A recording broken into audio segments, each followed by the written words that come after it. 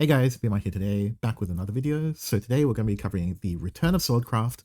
So for those of you in the know, in the first week, Swordcraft was dominant on ladder, and it was a deck to beat for every single class. But it did fall off as other decks were optimized, and people started teching against it. However, due to optimizations to the deck, it is now very strong once again. So I've been climbing with Sword over the past couple of days. I've been in the Diamond group, I just had an 8-match win streak. So I'm going to go through the deck list and explain the various card choices. So the deck you're seeing here, I do believe it was popularized by an ex-professional Japanese player on Twitter, and I do have to say that this is as close to optimized as I've seen so far. And in practice, it has been very good for me as well. I've been winning a lot against the meta at the moment, so it does beat Portal. I think it's got a good matchup in the Rune and various other classes, so you can't really go wrong with this deck list. So you'll notice that it doesn't run any one cost whatsoever. We are going for a full kind of mid-range slash control build because the main game plan of this deck really is as long as you do like 8 damage to the enemy face and on 12, they do just die to Aldo. And to be honest, as long as you don't get overwhelmed early mid-game, if you make it to the late game, once both players are out of Evo points, Sword is usually in the advantageous position. So this is why it runs a lot of cards like Field Owl, Line Hardward, so of course this is a good play on turn 2. But also it's one of your best removal options in the mid game. Specifically, it can one card out cards like Alouette and Portal, and basically any other threat in the mid game, including Anangrea. So when they try to hide behind the 5/5 ward, you can just evolve this and kill the Anangrea, and then they can't really do much, right? Because the ward dies at the end of turn. So this card is very essential against a number of the meta decks right now. We also run 3 copies of Royal Coachwoman. So some people have cut it because they want to dilute the pool of sword followers, but actually this card is very sticky and it combos well into turn 4 going second especially, because then you can buff it using cards like Zirconia, Iron Crown Ward, and also just in general it's very hard to clear this properly, so it will get 1 chip damage at the minimum in most circumstances. So this is actually useful throughout a large amount of the game, and also you can combo this with the cards that give rush to officer followers, so you can crash this in and then give rush to your knight, for instance. So it's got a few combo plays, and also it is very resistant to removal. So say you play this in turn 2 against Rune, they can't really remove it. If they go Wind Blast, it kills it and then leaves behind a 1/1 anyway, so it doesn't really feel that great for them anyways. Of course, we run 3 copies of Ignominious Samurai. This card is kind of really strong.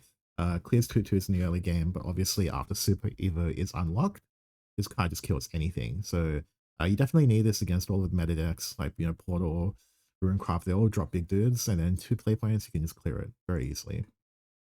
Of course, we run 3 copies of Luminous Lance Trooper. So this card lets you go wide early. It's a huge kind of target for removal. They need to kill it. If they don't kill it, you have the ability to give all of your officers rush, which is huge. And it's actually useful even in the late game. I mean, sometimes you just want low committal going wide, but you can also kind of combo this with cards that generate officers, right? So, yep, this card's strong. It's basically a 2/3 scattered across 2 followers, which is higher than the regular 2 play point cards that you can get. Okay, next we've got Apollo Heaven's Envoy. So this card is a 3 of. You can cut this depending on the meta. This card is just very good against aggressive decks in particular. So very strong in the mirror, for instance, and it also, you know, face dragon, all of these various decks tend to draw wide, also against forest, right? So whether or not you run 3 copies really just depends on what you're expecting to see at your position in the ladder. And okay, moving on, 2 copies of Hound of War. So this card got popularized recently as well. So 4/2 rush, when you have 6 play points, you can summon 2 more copies of it. So essentially, you can consider this something of like a mix between removal and creating a board, right? So in the mid game at 6 play points, playing this usually clears almost everything because it's like four attack swings. And then also you can evolve one of them to make it a 6 attack, for instance. So this card's good in the mid and late game. And even in the early game, sometimes you can just play for 3 play points and just trade with something, right? So yeah, this card's quite strong, surprisingly. And then we've got 3 copies of Volse.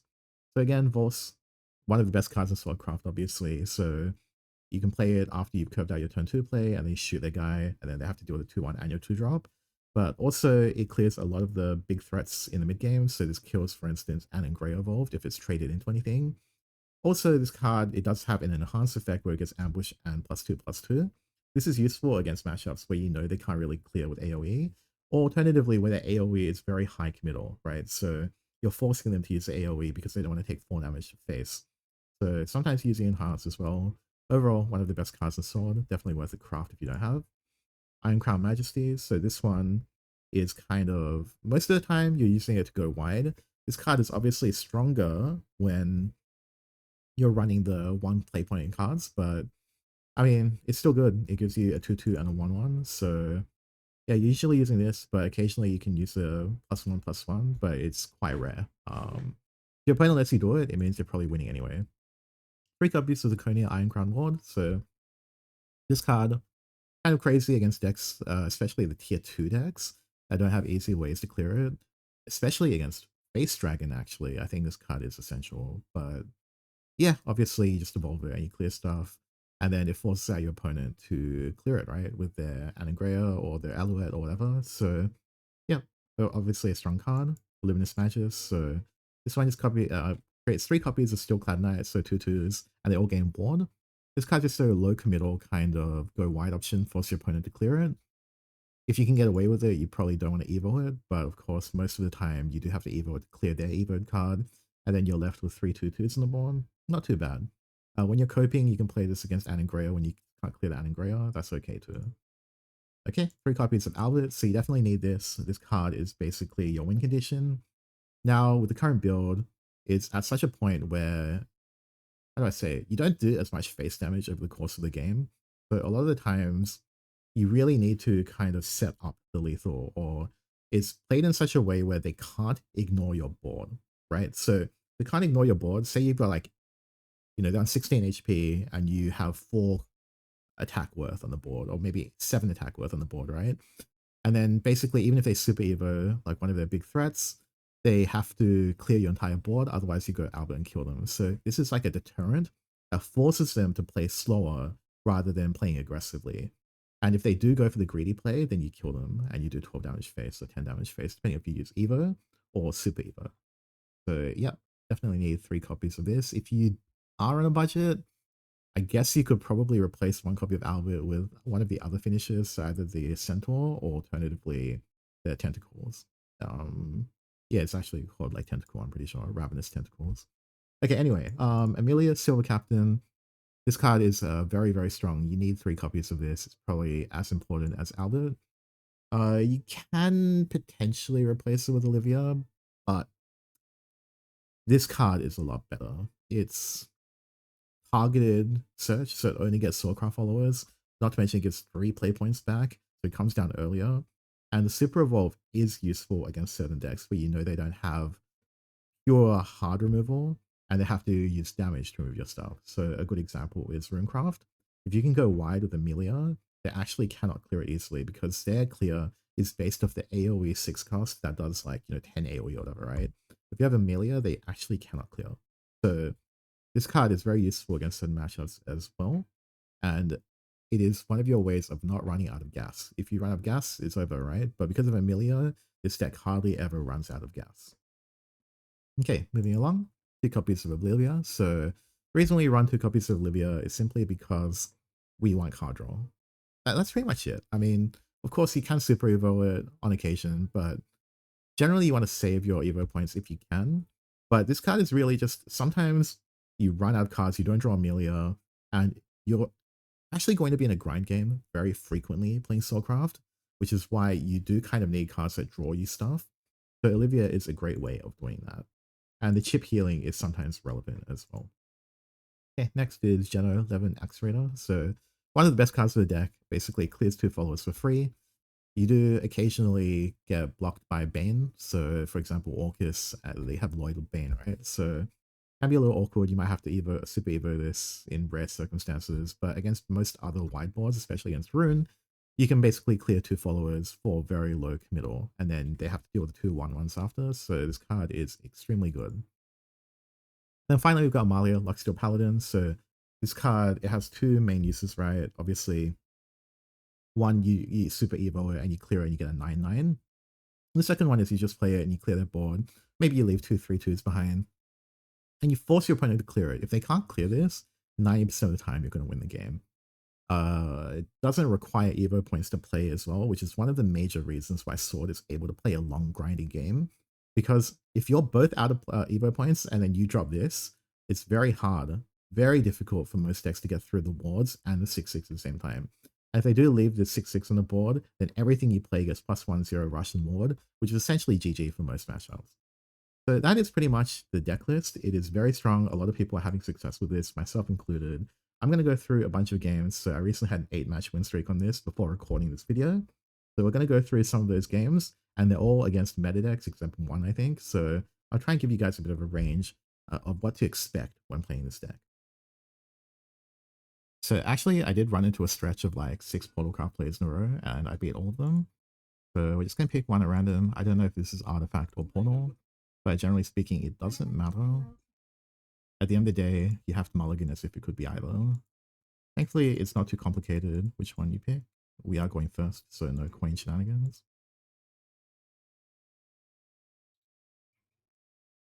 Now, generally, I think Field Out is totally fine here because we have 2.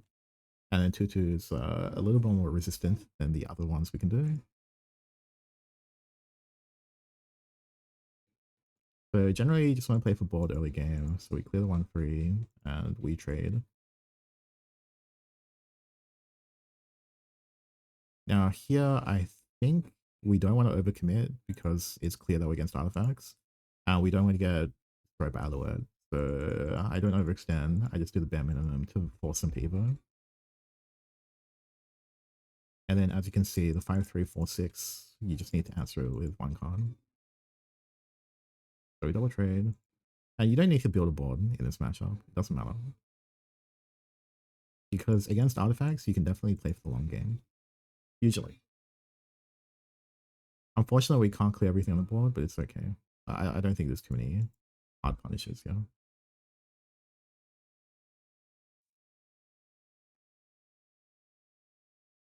So this is one of the harder turns because we know we have to leave at least 1 up. Now, I don't use a super Evo here because I don't think the 2 HP is a big deal. I think I'd rather keep the Evo point because we already used both Evos and we only have super Evos left. And then here, again, we're not using the Evo point. There's no point to do so. If we burn it too early, we won't be able to compete in the late game. Of course, it sucks taking 8 damage to face, but what are you going to do? And this is where I believe we get forced to use our first Super Evo. He needs Super Evo to clear Orcus most of the time. Which means he's going to have 1 more Orcus Super Evo available, and then we can use our Super Evo to clear that one. And then after that, they usually run out of gas. But it looks like they have to go for, or they have second Orcus, which is great for us. So here they just dead. So we're going to check out another game against Portal. Again, I don't know if it's Puppet or Artifact, but let's find out together. Basically, both are very popular on ladder right now.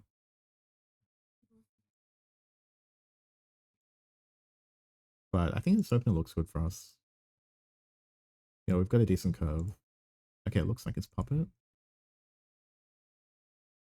There's no point in playing Luminous Lance Trooper here. I mean, it's going to get killed by the Puppet. I think this game, I might have done some interesting gameplay. And I'm not sure it was correct, but we'll find out.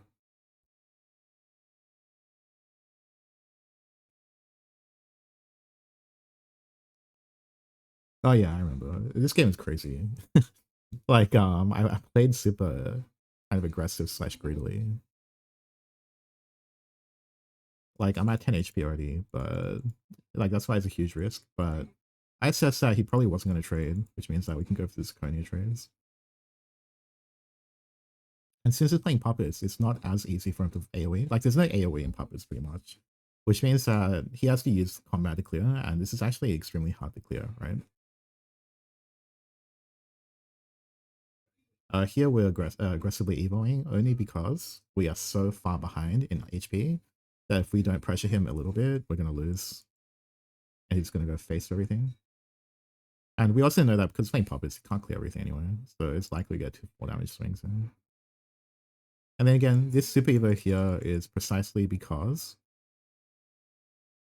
we want to push damage to face. We want to make it hard for him to go to our face for lethal.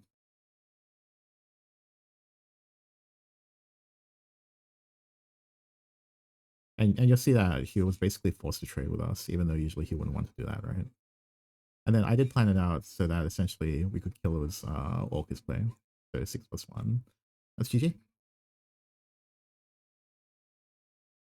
Alright, so next we have a game against Dragoncraft. So this one, again, it's hard to tell whether or not it's going to be Ram Dragon or Face Dragon on the ladder. But again, most of your early game play is going to be exactly the same regardless. Because I think both builds, they run the same early game cards, generally speaking.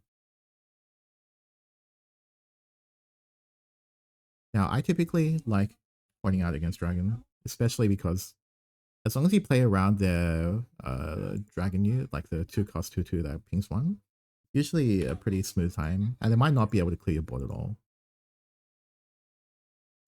He does have a pretty good opener though, and I'm assuming it's Face Dragon, which is an interesting game actually. So when I see this, I obviously assume it's going to be Face Dragon. Nothing is done so far has shown me that it's not Face Dragon, right? And this is me kind of attempting to play around his cards a little bit, because I think the 6/6 is very hard to clear. And then it was a good, but yeah, I mean, from this point onwards, I think it's GG already. But as we find out, he's actually playing Ram Dragon. If he was playing Face Dragon, it would be GG on the spot. So instead, we have to play a little bit of a harder game. So here, we're just doing this, protecting this with a Bane, because it's not that easy for Dragon to clear. They don't have the negative 7 or negative 9, the Twilight Dragon, until 9 play points, which is why I thought it was very easy to just, slam this down. And then again, we're just protecting it here. We're hoping it doesn't have Twilight Dragon, but we have Amalia to clear that if we need to. And this is a setup where I'm trying to make it hard. Like, if they can't full clear, then we kill them with Albert. But if they do full clear, then we just go Amalia, we control the board, force them to use their last Super Evo, we lock out their Satan and their Genesis Dragon pretty much. And then from that point onward, we go out of it and we get lethal. For our final game of the day, we're against Abysscraft, which somehow isn't Diamond. But I mean, look, honestly, like, there are a couple of Abyss players in Diamond, but as a sword player, you're usually fine against it. You usually end up winning as long as you draw the 4-cost Zirconia. I'm not sure we have it here. Oh, we do. Oh, so professional. Okay, so just play normally, just curve out your dudes. See how they respond. So I'm not super familiar with how Abyss plays out, right? I just go wide. They do have a pretty cool combo, I think. Like, this is kind of cool. I'm not sure I could have played around it, but I think it's cool.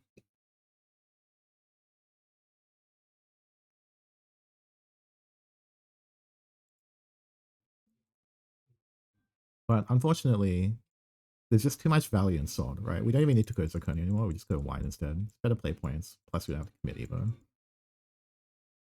And Abyss, to my knowledge, is usually quite weak in the early turns. The aggro build doesn't really exist anymore. Most of them are playing towards kind of the Cerberus, which is honestly on a similar level of strength to Orcus and stuff like that. But you can see it's so hard, right? I mean, even with cards like Medusa, like, they can't full clear the Zirconia board. It's just GG. When he saw this, he knew it was over.